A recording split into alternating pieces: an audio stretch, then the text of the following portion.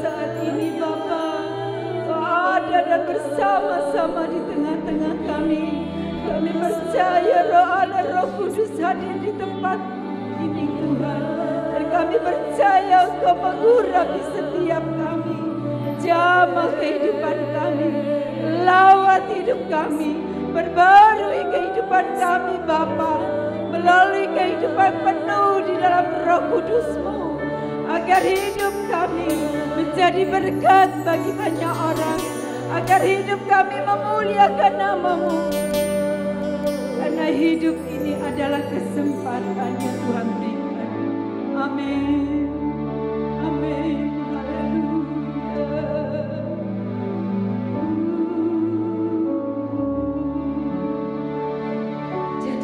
Setiap detik kehidupan Bapak Ibu Saudara menjadi berkat bagi banyak orang. Menjadikan di dalam hidup yang penuh berkesempatan ini kita berikan yang terbaik buat Dia. Nyanyikan pujian ini. Adalah kesempatan hidup ini untuk melayani Tuhan. Jangan sia-siakan waktu yang Tuhan beri.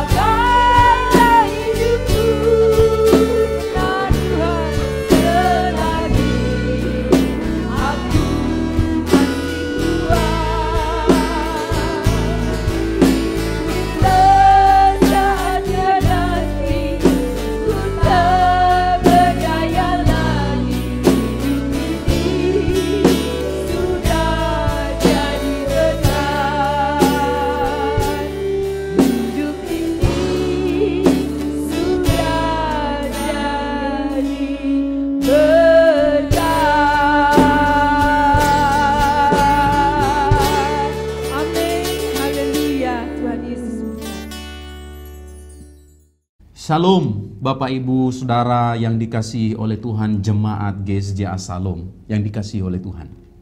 Pada kesempatan hari ini kita merayakan hari kenaikan Tuhan kita Yesus ke surga. Bapak Ibu Saudara yang dikasihi oleh Tuhan, ketika kita merayakan hari kenaikan Kristus Yesus ke surga, kita merayakannya dalam suatu kondisi yang tidak biasa, yaitu kita merayakannya di tengah-tengah pandemi. Bapak Ibu Saudara yang dikasihi oleh Tuhan, walaupun pada saat ini kita sedang ibadah online, tapi saya percaya kita tetap menjalani ibadah kita sebagaimana kita beribadah secara offline atau pada waktu kita berada di gedung gereja. Saya rindu Bapak Ibu Saudara untuk kita bertemu dan beribadah kembali di gereja. Kita berdoa supaya COVID-19 ini, pandemi ini segera berlalu Bapak Ibu Saudara. Dan pada saat ini di tengah-tengah perayaan hari kenaikan Kristus ke surga, saya ingin memberikan judul dari khotbah saya bagi kita semuanya adalah tugas gereja pasca kenaikan Yesus ke surga. Ketika saya bicara tentang tugas gereja pasca kenaikan Yesus ke surga, ini menjadi suatu peringatan bagi kita bahwa gereja harus tetap melayani Tuhan.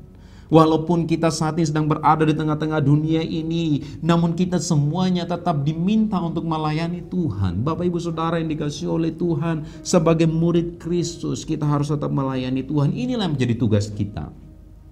Dan apa yang menjadi dasar dari pelayanan kita, inilah yang menjadi tugas kita pada pagi hari ini yang akan saya sampaikan kepada kita semuanya. Dan ayat yang saya berikan bagi kita semuanya yaitu terdapat di dalam Kisah Para Rasul pasal 1 ayatnya yang ke-6 hingga ayatnya yang ke-8. Demikianlah bunyi teks kitab suci. Bukalah Alkitab Bapak Ibu Saudara yang dikasihi oleh Tuhan. Maka bertanyalah mereka yang berkumpul di situ, Tuhan, maukah Engkau pada masa ini memulihkan kerajaan bagi Israel? Jawabnya, Engkau tidak perlu mengetahui masa dan waktu yang ditetapkan Bapa sendiri menurut kuasanya. Tetapi kamu akan menerima kuasa kalau Roh Kudus turun ke atas kamu, dan kamu akan menjadi saksiku di Yerusalem dan di seluruh Yudea dan Samaria dan sampai ke ujung bumi. Bapak Ibu Saudara yang dikasihi oleh Tuhan, pada waktu kita membaca ayat-ayat ini Bapak Ibu Saudara, kita menemukan bahwa murid-murid Yesus mengharapkan suatu pemulihan kerajaan Israel dengan segera. Namun jawaban Yesus di sini sebenarnya menunjukkan bahwa Yesus mengharapkan agar murid-murid Yesus atau gerejanya menjalankan misi Allah yang belum selesai.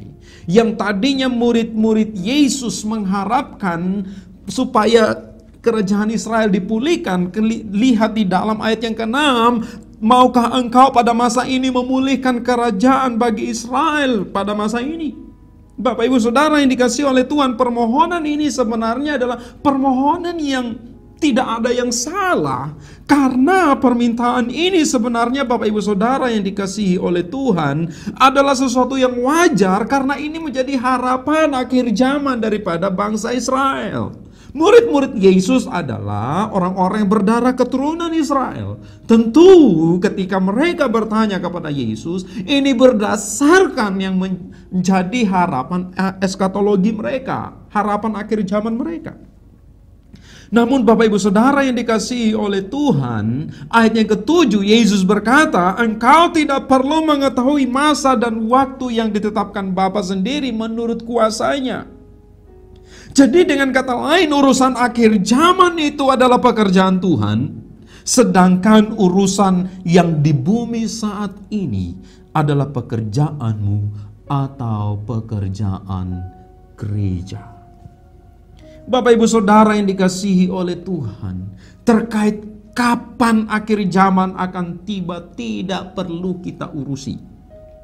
Yang perlu kita urus adalah apa yang harus menjadi tugas kita untuk kita jalankan di dunia ini. Bapak Ibu Saudara yang dikasihi oleh Tuhan, ada dua tugas besar gereja yang harus gereja kerjakan. Tugas yang pertama Bapak Ibu Saudara, yaitu gereja harus mendemonstrasikan kasih agar dapat menjadi saksi yang efektif di tengah dunia. Bapak Ibu Saudara yang dikasihi oleh Tuhan, ayat ke-8 di sana dikatakan, tapi kamu akan menerima kuasa kalau Roh Kudus turun ke atas kamu, dan kamu akan menjadi saksiku di Yerusalem dan di seluruh Yudea dan Samaria dan sampai ke ujung bumi. Bapak Ibu Saudara yang dikasihi oleh Tuhan, kita lihat gereja Tuhan pada waktu itu, gereja atau murid-murid Yesus pada zaman Kisah Para Rasul. Bapak Ibu Saudara, mereka sedang berada dalam situasi yang sulit. Mereka sedang berada dalam situasi yang tidak bersahabat, namun mereka mengalami pertumbuhan. Perhatikan baik-baik, Stefanus dibunuh dalam Kisah Para Rasul 7. Petrus dan Yohanes mereka ditangkap. Paulus kerap kali dianiaya, bahkan dimasukkan ke dalam penjara, Bapak Ibu Saudara yang dikasihi oleh Tuhan. Jadi kita tahu bahwa pertumbuhan gereja pada waktu itu mereka bertumbuh dalam keadaan dunia di sekitar mereka, lingkungan di sekitar mereka, yaitu lingkungan yang tidak bersahabat dengan mereka. Mereka ditolak, mereka dibenci, mereka dianiaya. Namun mereka tetap mengalami pertumbuhan, Bapak Ibu Saudara yang dikasihi oleh Tuhan. Namun ketika mereka tidak disukai oleh banyak orang pada waktu itu, mereka tetap mendemonstrasikan kasih.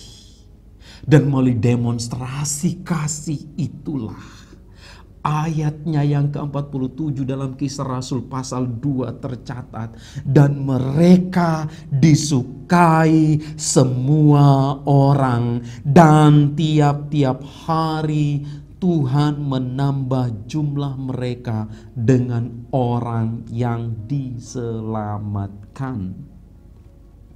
Jadi Bapak Ibu Saudara yang dikasihi oleh Tuhan, ketika Yesus berkata kepada murid-muridnya bahwa mereka akan harus menjadi saksi bagi Kristus di tengah dunia ini, itu artinya bahwa mereka harus mendemonstrasikan kasih. Untuk menjadi saksi yang efektif itu bukan dengan kebencian, bukan dengan kemarahan, bukan dengan rasa iri, bukan dengan kedengkian, bukan dengan kepahitan. Tapi untuk menjadi saksi yang efektif hanya dengan mendemonstrasikan kasih. Dan kasih itu didemonstrasikan di tengah-tengah dunia yang tidak bersahabat. Karena melalui demonstrasi kasih yang mereka berikan, mereka melihat banyak orang mengalami perubahan hidup, Bapak Ibu Saudara. Mereka tidak mengizinkan kemarahan, tapi justru mereka terus berbagi kasih. Dan akhirnya mereka disukai. Bapak Ibu Saudara yang dikasihi oleh Tuhan, di Sati ada seorang mahasiswa Sati yang adalah dulunya bukanlah seorang yang baik. Dia adalah seorang penjahat, pengedar narkoba.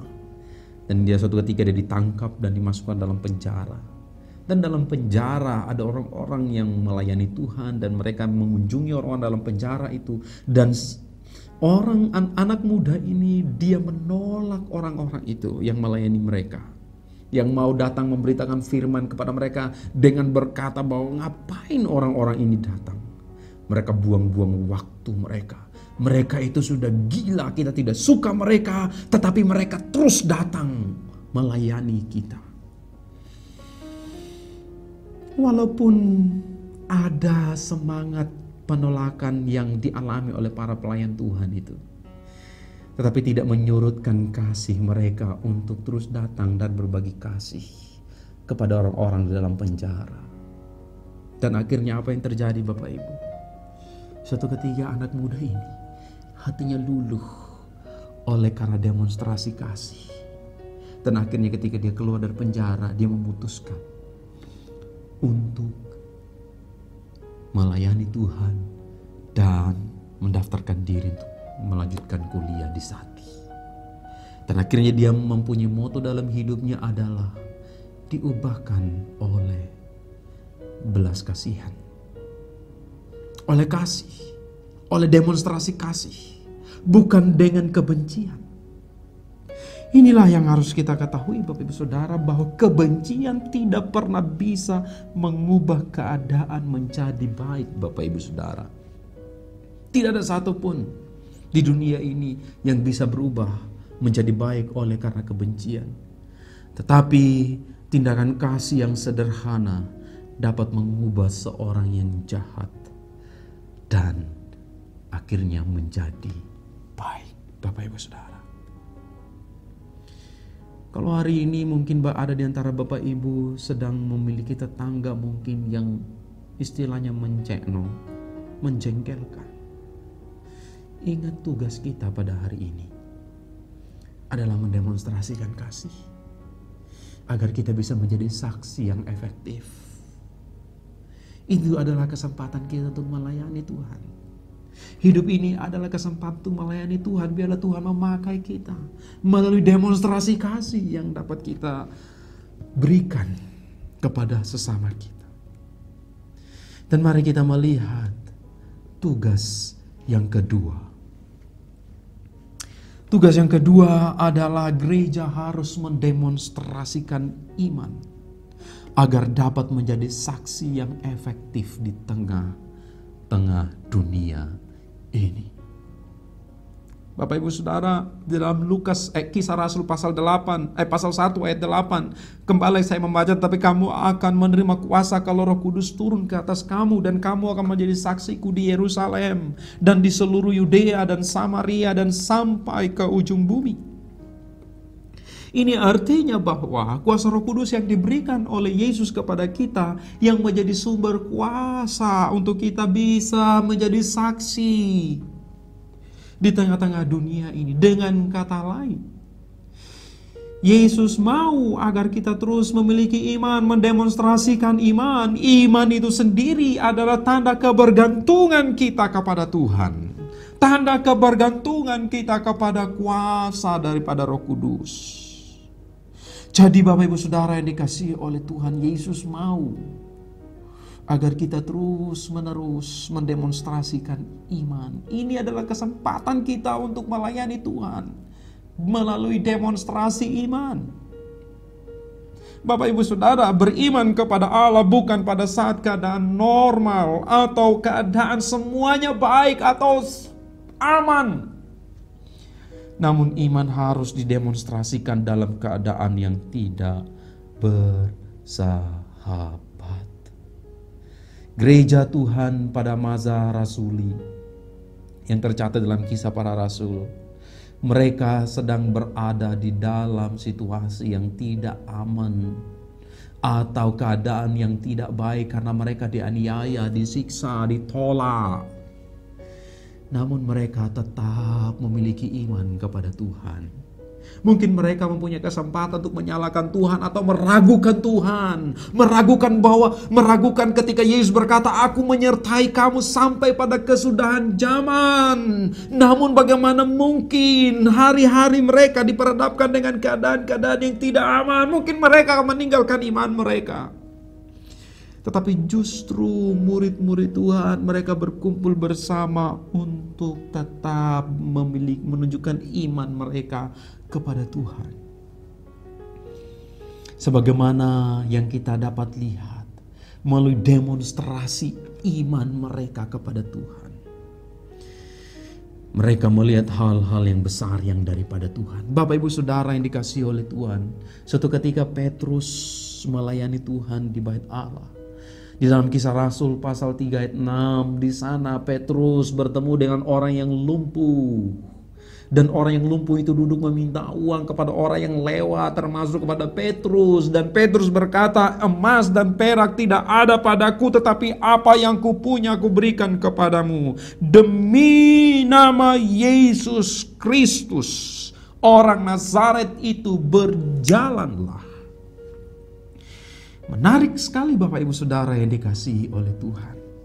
Petrus tidak punya emas dan perak untuk untuk diberikan kepada orang lumpuh itu, tapi dia mempunyai iman yang didemonstrasikan. Karena itu Bapak Ibu Saudara yang dikasihi oleh Tuhan, kita lihat demonstrasi iman mereka, demonstrasi iman dari para murid, menghasilkan mujizat yang besar, menghasilkan pemulihan. Mungkin saat ini engkau sedang mengalami kelumpuhan secara ekonomi akibat COVID-19. Jangan sampai engkau kehilangan iman dan menyalahkan Tuhan. Di manakah Tuhan? Jangan sampai engkau meragukan Tuhan, karena Tuhan senantiasa menyertai engkau sampai pada kesudahan zaman. Engkau punya iman untuk berdoa dan memulihkan engkau hari ini.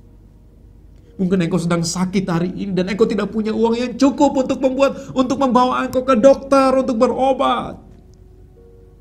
Hari ini aku berkata, engkau punya iman. Dia akan memulihkan engkau. Demonstrasikan imanmu. Bapak Ibu Saudara yang dikasihi oleh Tuhan, dulu saya pernah berbincang-bincang dengan pendeta almarhum Om Rungkeni. Kami berbincang-bincang tentang peristiwa pasca kerusuhan di Ambon yang menimbulkan banyak korban jiwa dan juga korban materi, termasuk penghancuran gedung-gedung. Dan salah satu gedung yang hancur adalah sekolah teologi kita, yaitu milik GSJA di KTKT. Dan ketika ada kerinduan untuk merenovasi kembali sekolah itu, tidak ada dana. Dan ada satu gereja yang ada di Amerika, mereka menggalang dana misi untuk membangun kembali sekolah itu. Dan akhirnya pada waktu itu dana terkumpul, namun dana yang terkumpul tidak cukup untuk membangun, bahkan sedikit yang terkumpul. Pada waktu itu ada seorang ibu janda yang hadir. Dia tidak punya uang untuk diberikan sebagai persembahan untuk persembahan misi membangun sekolah Alkitab yang ada di Ambon itu. Namun dia mempunyai satu-satunya harta yang berharga yang dia punya. Namun kalau dijual pun itu tidak mempunyai nilai, yaitu cincin pernikahannya. Dia ibu janda ini yang sudah tua mempersembahkan cincinnya.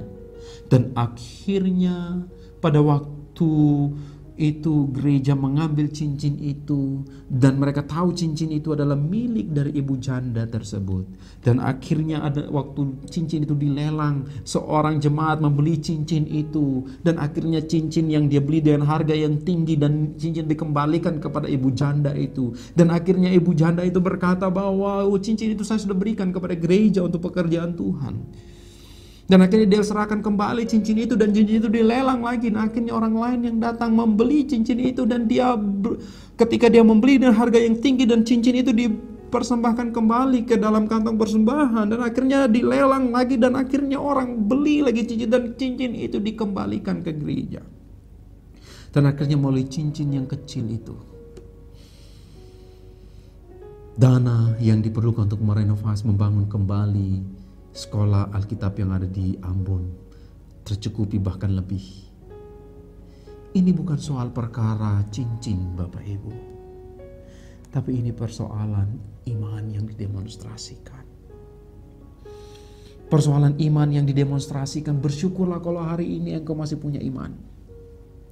Kerjakanlah itu, karena melalui iman engkau akan melihat hal-hal besar yang daripada Allah yang tak terduga.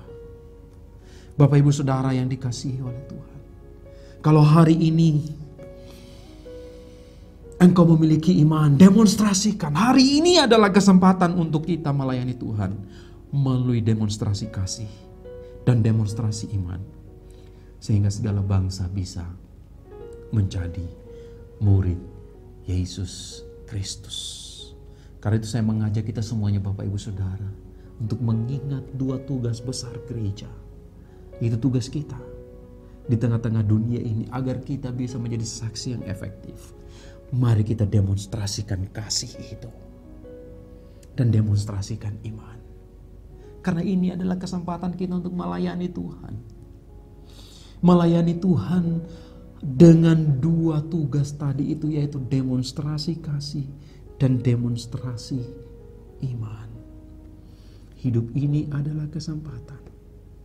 Mari kita mendemonstrasikan kasih dan iman kita untuk melayani Tuhan seperti lagu yang akan kita dengarkan ini. Hidup ini adalah kesempatan untuk melayani Tuhan. Saudara-saudara kekasih Tuhan Yesus, jangan sia-siakan hidup ini. Masih ada kesempatan kita untuk menjadi berkat.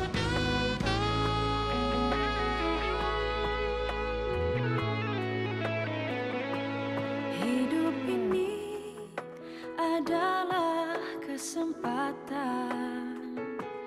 Hidup ini untuk melayani Tuhan. Jangan sia-siakan waktu yang Tuhan beri. Hidup ini harus jadi berkat.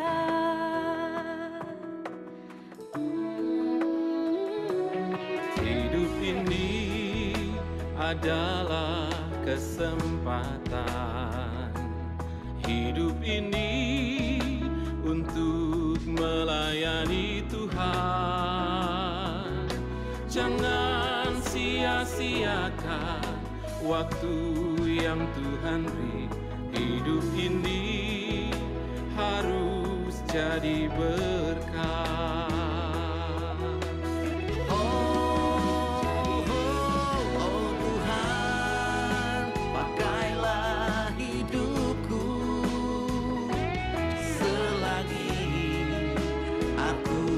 Masih kuat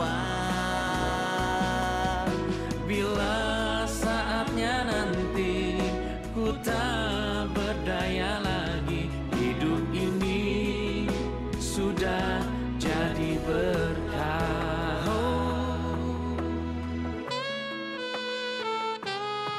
Inilah hidupku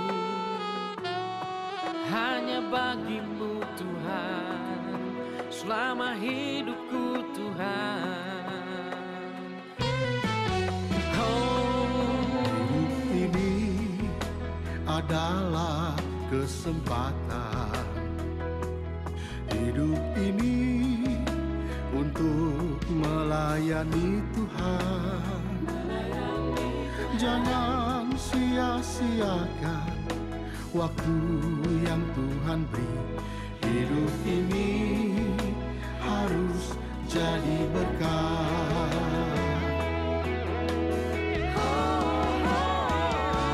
Oh Tuhan, pakailah hidupku selagi aku masih kuat.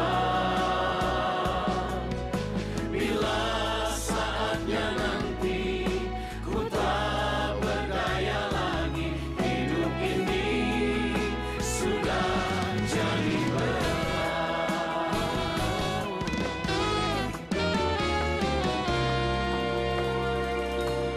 Oh Tuhan, pakailah hidupku selagi aku masih kuat.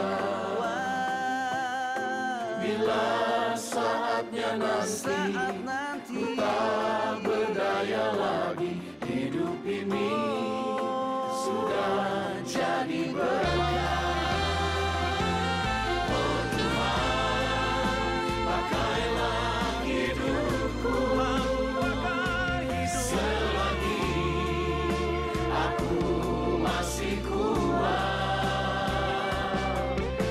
Bila saatnya nanti ku tak berdaya lagi. Hidup ini sudah jadi berkat. Hidup ini sudah jadi berkat. Hidup ini sudah jadi berkat.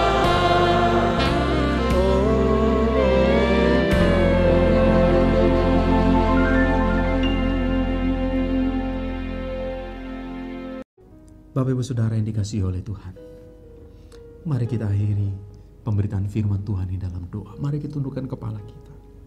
Bapak Ibu Saudara, jika saat ini engkau sedang mengalami perasaan di dalam hatimu sedang pahit karena ada orang-orang yang tidak menyukai engkau, jangan izinkan rasa sakit hati itu, karena engkau tidak akan pernah bisa memiliki kesempatan untuk melayani Tuhan melalui demonstrasi kasih. Jika engkau saat ini sedang sakit hati, taruhlah tangan kiri dadamu dan katakan, Tuhan, ajar aku untuk mendemonstrasikan kasih, bukan mendemonstrasikan kebencian. Jika saat ini engkau sedang bergumul, engkau tidak mempunyai uang yang lebih untuk menolong keluargamu, tapi aku berkata kepadamu pada hari ini, engkau punya iman. Ekonomi sedang lumpuh, engkau punya iman. Mungkin engkau saat ini sedang bergumul, ada orang yang ingin engkau tolong dan engkau tidak punya harta, tapi aku berkata kepadamu, engkau punya iman untuk dipersembahkan kepada Tuhan, untuk melalui doa-doa yang engkau berikan kepada Tuhan untuk orang yang sedang sakit. Taruh tangan kananmu di dadamu dan katakan, Tuhan, tolong aku untuk memulihkan keadaanku dan memulihkan bangsa Indonesia ini. Tuhan, di dalam ibadah online ini, engkau melihat umatmu yang sedang bergumul pada saat ini. Jamah hati mereka, pulihkan ekonomi mereka, pulihkan keadaan mereka demi nama Tuhan Yesus. Ini doa kami. Haleluya. Amin. Bapak Ibu, kita akan segera mengakhiri ibadah raya kita. Saya jemput Bapak Ibu untuk bangkit berdiri bersama-sama.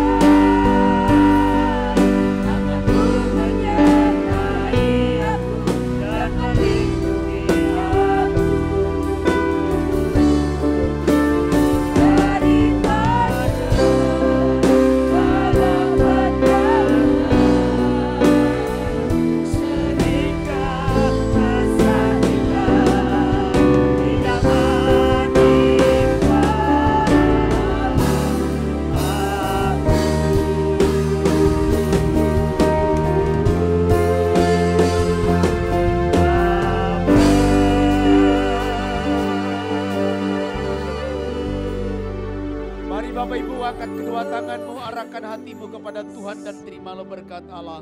Tuhan memberkati engkau dan melindungi engkau. Tuhan menyinari engkau dengan wajahnya dan memberi engkau kasih karunia. Tuhan menghadapkan wajahnya kepadamu dan memberi engkau damai sejahtera. Terimalah berkat itu atas nama Bapa, Putra dan Roh Kudus. Di dalam nama Tuhan Yesus kami akhiri ibadah raya kami. Yang percaya berkat Tuhan bersama saya katakan amin.